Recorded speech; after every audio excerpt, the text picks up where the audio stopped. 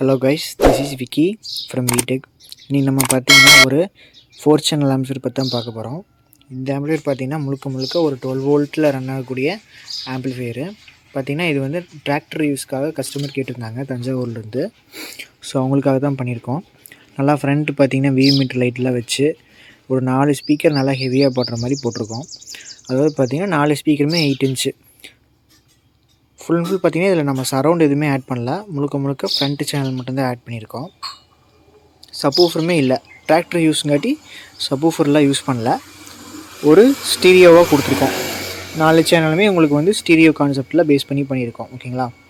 Front லுக்கு, ஆம்பிளிஃபையரோட front லுக்கு உங்களுக்கு 3900 cabinet போட்டு assemble பண்ணியிருக்கோம். ஃப்ரண்ட்டு பார்த்திங்கன்னா கிளாஸ் வித்து அக்ரிலிக் ஃபினிஷில் நீட்டாக வந்திருக்கு. ஓகேங்களா. ஓகே, ஓவராலாக ஆம்பிளிஃபையரோட ஃப்ரண்ட் வியூ பார்த்திங்கன்னா ஆம்பிளிஃபையரோட ஆன் ஆஃப் சுவிட்ச் உங்களுக்கு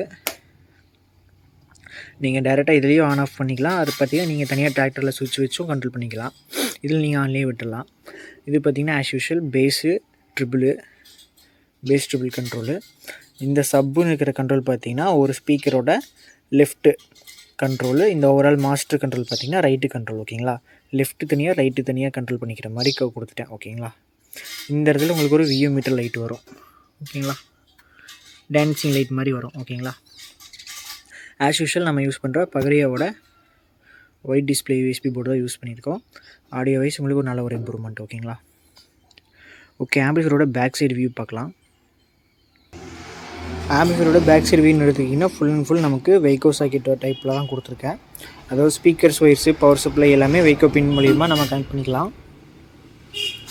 பார்த்திங்கன்னா இதுலேயே நான் டேப் போட்டு உங்களுக்கு மார்க் பண்ணியிருப்பேன். அதாவது இந்த 2 ஒயிட்டு ஒரு ஸ்பீக்கரு, இந்த எல்லோ 2 சேர்ந்து ஒரு ஸ்பீக்கர். ஓகேங்களா. இது ஒரு ஸ்பீக்கர், இது ஒரு ஸ்பீக்கர். ஓகேங்களா.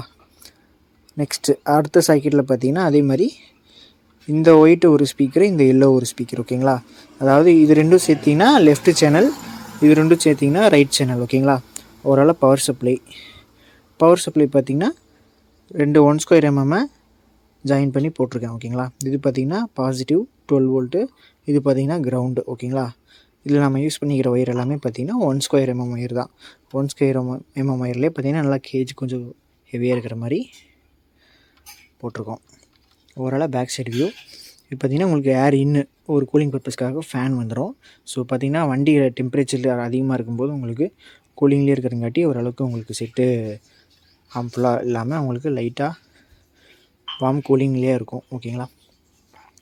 Okay right. ஆம்பிளிஃபையரோட இன்டீரியர் பார்க்கலாம் வாங்க.